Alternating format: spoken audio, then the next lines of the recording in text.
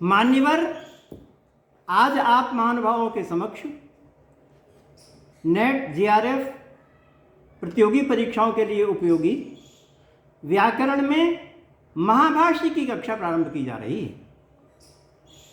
महाभाष्य का जो प्रथम आहनिक है वह आपके समक्ष प्रस्तुत है।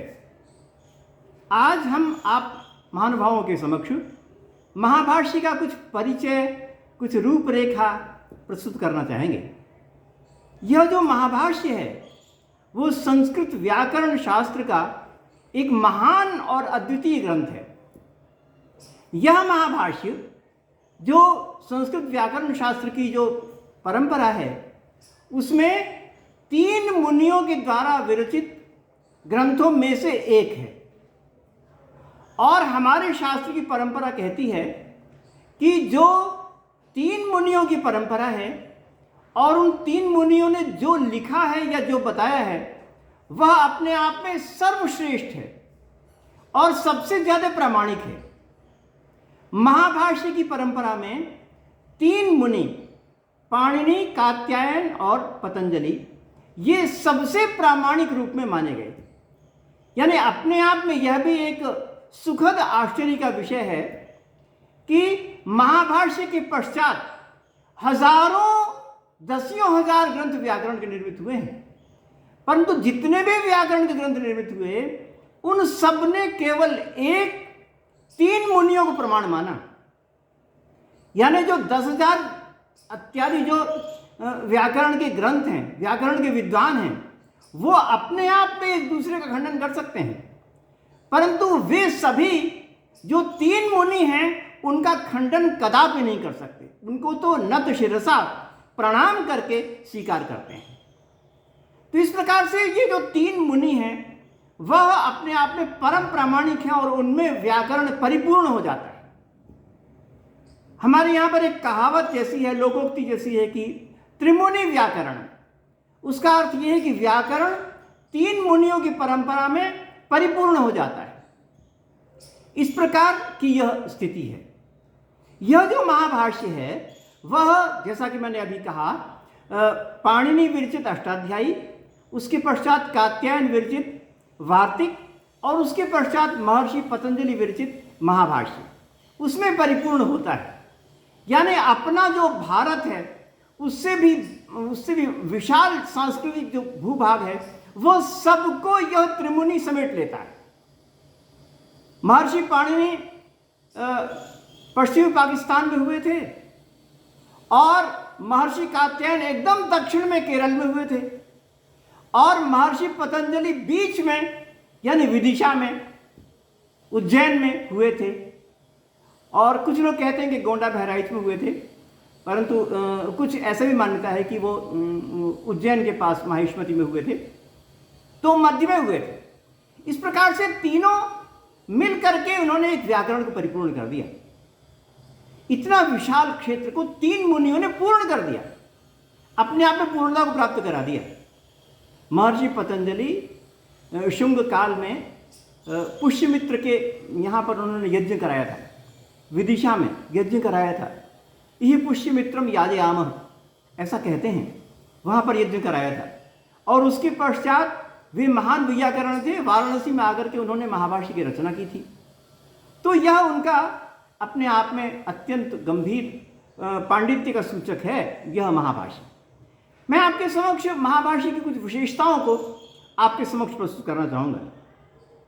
सबसे बड़ी बात तो यह है कि इसका नाम महाभाष्य है और भाष्य का अर्थ यह होता है सूत्रार्थो वर्ण्यते यत्र वाक्यैः सूत्रानुसारिभिः स्वपदानि च वर्ण्यन्ते भाष्यम भाष्यविदो विदुः। अर्थात जिसमें सूत्र का अर्थ भी हो और वह सूत्र का अर्थ वह उन सूत्र का जो वास्तविक अर्थ है उसके अनुसार उसका अर्थ किया गया हो और अपना जो पद है उसकी भी उससे प्रस्तुति दी गई हो। यह भाष्य होता है, परंतु यह भाष्य नहीं अपितु महाभाष्य है। और महाभाष्य होने का कारण यह है कि यह जो ग्रंथ है उसमें महर्षि पाणिनि के अष्टाध्यायी के सूत्रों की भी व्याख्या है और महर्षि पाणिनि के सूत्रों पर जो कात्यायन ने वार्तिक लिखी है उस वार्तिक की भी व्याख्या है। इस प्रकार से ये ग्रंथ दोनों मुनियों की व्याख्या करता है, यानी महर्षि पाणिनि विरचित अष्टाध्यायी की भी और महर्षि कात्यायन विरचित वार्तिक की भी। तो अष्टाध्यायी और वार्तिक इन दोनों का एक साथ भाष्य होने के कारण से इसको महाभाष्य कहा जाता है। यह इसके महाभाष्य कहने का बताने का कारण है। आगे मैं इसकी दूसरी विशेषता बता रहा हूं। और नंबर 2 विशेषता यह है कि इस भाष्य की रचना गद्य में हुई है, यानी अपने देश में विभिन्न में गद्य साहित्य बहुत कम मिलता है। गद्य में मिलता है, यजुर्वेद को भी गद्य माना जाता है और उसके पश्चात शतपथ ब्राह्मण इत्यादि भी गद्य में हैं और आगे भी गद्य की परंपरा है। शास्त्र भी गद्य में रचे गए हैं। आदि शंकराचार्य ने गद्य में शंकर भाष्य किया है और उनका जो भाष्य अपने आप में मनोरम है, अत्यंत मनोरम है। उनकी छवि को क्या कहना। तो इस प्रकार से गद्य की परंपरा तो थी, परंतु महाभाष्य में जो गद्य की परंपरा है वो अपने आप में अनूठी है। और अनूठी इसलिए कह रहा हूं कि उसमें गद्य में लिखा गया है और उसके साथ साथ प्रश्नोत्तर की शैली में लिखा गया है। महाभाष्य में गद्य की रचना प्रश्नोत्तर की शैली में हुई है। ऐसा कोई भी ग्रंथ शास्त्रीय अभी तक निर्मित नहीं हुआ, न तो महाभाष्य से पहले और न महाभाष्य के बाद, कि वह गद्य की रचना भी हो और प्रश्नोत्तर की शैली में भी हो। ऐसा तो हुआ ही नहीं। इस प्रकार अगर देखें तो महाभाष्य अपने आप में अद्वितीय है, क्योंकि गद्य भी है और प्रश्नोत्तर की शैली में भी है। ऐसा लगता है कि जैसे 3-4 या 4-5 लोग बैठे हुए हों और आपस में वार्तालाप कर रहे हों, और उसमें जो गुरु जी हैं वो सबसे उत्कृष्ट रूप से वहां बैठे हुए हों, बाकी अन्य भी वार्तालाप में संलग्न लगे हुए हों। ऐसा प्रतीत होता है कि 4-5 लोगों का व्याख्यान हो रहा है और अंत में महाभाष्य ने अपनी बातें रखी हैं। तो ये एक अन्य और अतिरिक्त विशेषता है जो कि महाभाष्य में पाई जाती है। महाभाष्य के पश्चात जितने गद्य में व्याकरण के ग्रंथ बने वो सब प्रश्नोत्तर की शैली में नहीं है, या तो गद्य में है अथवा श्लोक में है, अथवा उसमें नव्य न्याय की भाषा आ गई है। परंतु नव्य न्याय की भाषा महाभाष्य बिल्कुल भी नहीं है, थी नहीं, है ही नहीं। प्रश्नोत्तर की शैली है। इस प्रकार से अगर देखा जाए तो यह अपने आप में अभूतपूर्व है। इसके पश्चात में तीसरी विशेषता आपके सम्मुख बताने जा रहा हूं। वह तीसरी विशेषता यह है कि महाभाष्य के जो वाक्य है, शब्द हैं, वो इतने सरल हैं, इतने मधुर हैं कि सामान्य से जो बच्चा है उसका भी अर्थ समझ ले। परंतु उसका जो अर्थ है, उसका जो गांभीर्य, वो इतना कठिन है कि बड़े से बड़े व्यक्ति आसानी से नहीं निभा सकते। मतलब सरल से सरल शब्दों में कठिन से कठिन बातों को कहना। ये मैं एक आधुनिक लेखक का एक विशेषता पढ़ रहा था कि बड़े बड़े लोगों की विशेषता ये होती है कि सरल से सरल शब्दों में कठिन से कठिन बात कहें। और जो सामान्य आदमी होते हैं ना, जो सामान्य आदमी होते हैं, जो अपने को बहुत बड़ा बनाना चाहते हैं, वो कठिन से कठिन शब्दों में सरल से सरल बात कहते हैं। तो यहां उन्होंने सरल से सरल शब्दों में कठिन से कठिन बात कही। इसलिए कैयट जैसे जो विद्वान हैं उसने कहा है कि भाष्याब्धि क्वाति गंभीर। भाष्य के जो समुद्र है वो कितना गंभीर है, ऐसा उन्होंने कहा है। कैयट ने कहा, जिन्होंने व्याख्या करने प्रारंभ की। भारवी के विषय में एक श्लोक आया कि नारिकेल फल संवितम वचो भारवे। भारवी का जो वचन है वो तो नारिकेल के समान है। तो उनका वो कैसा है कि नारिकेल में ऊपर वाला जो हिस्सा होता है वो बिल्कुल कठोर होता है और उसके बाद अंदर वाला जो हिस्सा होता है वो बहुत कोमल होता है। ऐसा भारवी की विशेषता बताई। और यहां व्यतिरेक अलंकार है, यहां उससे उल्टा है। भारवी की जो बात है उससे बिल्कुल विपरीत ढंग की, अर्थात ऊपर का हिस्सा जो अत्यंत कोमल है और अंदर का हिस्सा जो उसका विशेषताएं हैं वो अत्यंत गंभीर हैं।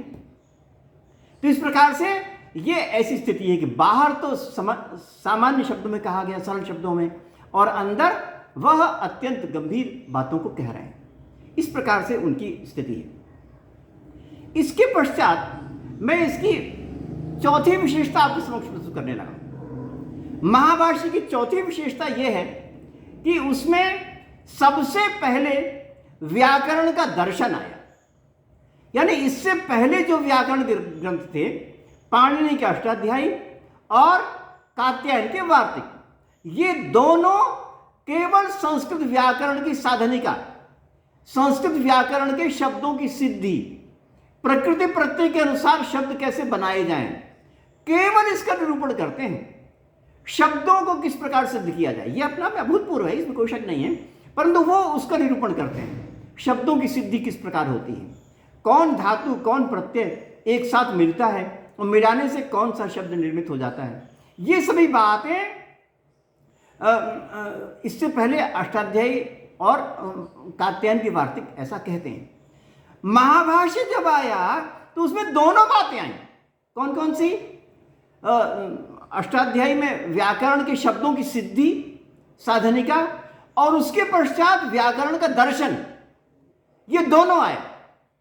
हम ये कह सकते हैं कि अष्टाध्यायी और कात्यायन के वार्तिक को जो दर्शन का स्वरूप दिया गया वह केवल और केवल महाभाष्य से प्रारंभ हुआ है। महाभाष्य का यह अद्वितीयत्व है, महाभाष्य की यह अनुपम स्थिति बात है कि जो इससे पहले बात कभी नहीं कही गई वह उनको दर्शन के रूप में स्थापित कर दिया। और दर्शन के रूप में जो स्थापित किया मैं नहीं कह रहा हूं, अपितु माधवाचार्य ने जो सर्वदर्शन संग्रह बनाया, उस सर्वदर्शन संग्रह में पाणिनि दर्शनम लिखा हुआ है। मतलब उन्होंने अलग अलग दर्शन की बात बताई, उसके पश्चात पाणिनि का जो दर्शन है उसको अलग से उन्होंने बताया। उसमें कहा पाणिनि दर्शनम, ऐसा कहा हुआ है। इसका मतलब हुआ कि पाणिनि का दर्शन के रूप में प्रख्याति हो गई थी। और दर्शन के रूप में प्रख्याति को करने वाले कौन? सबसे पहले महाभाष्य हुए। महाभाष्य में ही संस्कृत व्याकरण को दर्शन के रूप में स्थापित हो गया। और दर्शन में क्या होता है? दर्शन में जो उस शास्त्र के जो विविध तत्व हैं उनकी बातचीत की जाती है, उनकी बातें की जाती हैं। अब जैसे हम देखते हैं क्रियावाचक शब्दों से शब्दों की सिद्धि करते हैं, तो पाणिनि ने तो केवल ये कहा कि भू इत्यादि शब्द हैं और उनसे प्रत्यय आ जाते हैं और उनको मिलाकर के क्रियावाचक शब्द सिद्ध हो जाते हैं। पच ये भू इत्यादि शब्दों के अंतर्गत आता है और ती प्रत्यय में आता है, इनको मिलाने से पचति बन जाता है। ये बात पाणिनि ने और कात्यायन ने कही। महाभाष्य ने यह कहा कि जो पहली प्रकृति है जिसको हम धातु कह रहे हैं, वो धातु की परिभाषा क्या हो सकती है, उस धातु का वास्तविक अर्थ क्या हो सकता है। तो पाणिनि ने लिखा कि भूवादेव धातु, ये साधनिका है। और महाभाष्यकार ने लिखा क्रियावचनो धातु, ये दर्शन है। महाभाष्यकार ने लिखा क्रियावचनो धातु। धातु किससे कहते हैं? भू इत्यादि में होना, भू इत्यादि के अंतर्गत होना ही धातु का पैमाना नहीं है, इतना ही पैमाना नहीं है। उसके साथ साथ वो क्रियावाचकत्व होना चाहिए, उसमें क्रियावाचकता होनी चाहिए। भू इत्यादि में वो शामिल हो और उसके साथ साथ वो क्रियावाचक हो, तब बनेगा धातु, वरना धातु नहीं बन सकेगा। तो इस प्रकार से ये क्रियावचनो धातु तो भाववचनो धातु, ये महाभाष्य का वचन है। मतलब महाभाष्य की जो वार्तिक उसकी पश्चात की व्याख्या में ये बातें कही गई हैं।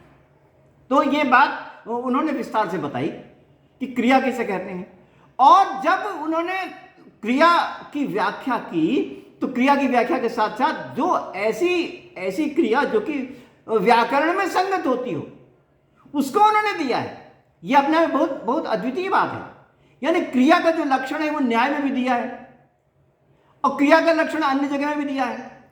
व्याकरण में क्रिया का कौन सा अर्थ संगत होता है? न्याय में कहा कि जो क्रिया होती है क्षणिक होती है, और क्षणिक माने पंचक्षणा होती है। पंचक्षणा क्रिया क्रिया तो विभाग विभागात पूर्व संयोग नाश इत्यादि बातें न्याय ने बताई। तो वो उनकी बात है। परंतु महाभाष्यकार क्या कहते हैं? महाभाष्यकार कहते हैं कि क्रिया वो नहीं, क्रिया है प्रारब्धा परिसमाप्तत्वम। जब से कोई क्रिया शुरू हुई और जब से वही उसी प्रकार की क्रिया संतान चलती रहती है, वो एक क्रिया मानी जाती है। तो ये उन्होंने कहा। तो इसी को अनुसरण करके वाक्यपति में भी कहा कि समूह क्रम जन्म नाम क्रियेति व्यपदिश्यते, ये वाक्यपति में भी कहा, ये महाभाष्य का अनुसरण करके बताया। तो क्रम जन्म नाम समूह, ये समूह एक साथ मिलकर के क्रिया बनती, एक क्रिया बन जाती है। ऐसा न्यायवादी तो नहीं मानते। न्यायवादी तो कहते हैं कि 5 क्षणों में वो समाप्त हो गई, मगर व्याकरण वाले कहते हैं कि क्रम जन्म नाम समूह है, जब तक वह पचन क्रिया वो करता रहेगा तब तक एक पचन क्रिया चलती रहेगी। तो इस प्रकार से ये उनका अपनी परिभाषा है। इसमें कोई किसी के अपने आप में कोई दोष नहीं है, सबके अपने आप में सही स्थिति है। मगर जो दर्शन जिस व्याख्या को करता है उसकी शैली को लेकर के, उसकी पद्धति को लेकर करना होगा ना। न्याय ये बताता है कि वो क्रिया भौतिक विश्व में कैसी होती है, व्याकरण ये बताता है कि क्रिया पचति शब्द के प्रयोग में क्रिया का अर्थ क्या होता है। तो पचति शब्द के प्रयोग में तो क्रिया उतनी पूरी होगी जो कि 3 घंटे तक अगर वो क्रिया करता है तो पूरी एक क्रिया होगी। तो उसकी दृष्टि से बताता है। तो अपनी अपनी दृष्टि से दोनों क्रियाओं का लक्षण ठीक है, दोनों क्रियाएं की परिभाषा अपने आप में सही है। इस प्रकार से महाभाष्य ने क्रिया का लक्षण किया, कारक का लक्षण किया, द्रव्य का लक्षण किया। अब द्रव्य का जो लक्षण है वो अगर हम कहें कि गुण का आश्रय क्रिया का आश्रय द्रव्य होता है जो कि न्याय का है, उससे नहीं काम चलेगा। यहां पर तो गुण का आश्रय और क्रिया का आश्रय जो द्रव्य हो उससे काम व्याकरण में नहीं चलेगा। क्यों नहीं चलेगा? क्योंकि गुण शब्द को भी तो प्रातिपदिक बनाना है, गुण बनता है, गुण शब्द को प्रातिपदिक बनाना है, क्रिया शब्द को भी तो प्रातिपदिक बनाना है। क्रिया शब्द का प्रातिपदिक कैसे बनेगा? जब वह सत्व मान लिया जाए, क्योंकि असत्व तो अव्यय होता है और सत्व माने जो द्रव्यवाचक है वही प्रातिपदिक बनता है। तो प्रातिपदिक बनने के लिए आवश्यक है कि गुण शब्द भी द्रव्य बने, क्रिया भी द्रव्य बने। तो व्याकरण के अनुसार तो गुण भी द्रव्य है, सत्व है, क्रिया भी द्रव्य है, सत्व है ना। जैसा कि निरुक्त में कहा, निरुक्त में कहा कि अदा इति सत्व नाम भी। अदा का मतलब जिसको हम उंगली से निर्दिष्ट कर सके, ये बस वो हो गया द्रव्य, है ना। कितनी बढ़िया बात है। अगर मैं उंगली से निर्दिष्ट कर सकूं ये, तो द्रव्य हो गया। और दूसरी परिभाषा की कि लिंग संख्या नयित्वम, जिसमें लिंग का प्रयोग कर सकें, संख्या का प्रयोग कर सकें, द्रव्य होता है। तो गुण में भी लिंग है, गुण, क्रिया में भी लिंग है, स्त्रीलिंग है, तो वो भी द्रव्य है। इस प्रकार से अपने अपने शास्त्र में अपनी अपनी आवश्यकता के अनुसार निर्धारित किया गया है। तो मैं ये कह रहा था कि वहां पर महाभाष्यकार ने जो क्रिया का लक्षण किया या द्रव्य का लक्षण किया या कारक का लक्षण किया, वो अपने परिभाषा के अनुसार किया है। ये सबसे बड़ी विशेषता है। तो इस प्रकार का लक्षण, इस प्रकार की परिभाषा सबसे पहले महाभाष्यकार ने उपस्थित की है। इसलिए हम ये समझते हैं कि महाभाष्यकार अपने आप में अद्वितीय हैं। उसके पश्चात जितनी धारा बनी, महाभाष्य के पश्चात धारा जो प्रारंभ हुई, उस धारा में कुछ तो ग्रंथ है जो कि दर्शन और साधनिका दोनों के साथ लिए हुए हैं। कुछ दर्शन है, कुछ ग्रंथ ऐसे जो कि केवल दर्शन लिया हुआ है, जैसे कि वाक्यपदी है, जैसे कि परम लघु मंजूषा है, जिसे व्याकरण भूषण सार है, जिसमें कि केवल दर्शन लिया गया है। और कुछ ऐसे हैं जिसमें कि केवल साधनिका ली गई, जैसे कि काशिका है, जैसे कि कौमुदी है। इस प्रकार से दोनों को अलग अलग विभाजन करके किया गया। परंतु व्याकरण के महाभाष्य में दोनों को एक साथ रख करके व्याकरण को दर्शन का रूप में दिया गया। ये सबसे बड़ी विशेषता महाभाष्य की है। तो मैं आपके समक्ष आज एक संक्षिप्त परिचय के क्रम में ये बताना चाह रहा था कि अष्टाध्यायी के महाभाष्य में जो बातें कही हैं वो अपने आप में किस प्रकार अद्वितीय हैं, किस प्रकार अनुपम है। और इन बातों को प्रस्तुत करते हुए मैं उनकी विशेषताओं को आपके समक्ष प्रस्तुत कर रहा था। आपने मेरी बातों को बहुत ध्यानपूर्वक सुना, बहुत अच्छा लगा। आप सब लोग मेरे पास उपस्थित हुए, आप सबको बहुत धन्यवाद। आप सब मेरे समक्ष उपस्थित हुए हैं, बहुत धन्यवाद। नमस्ते।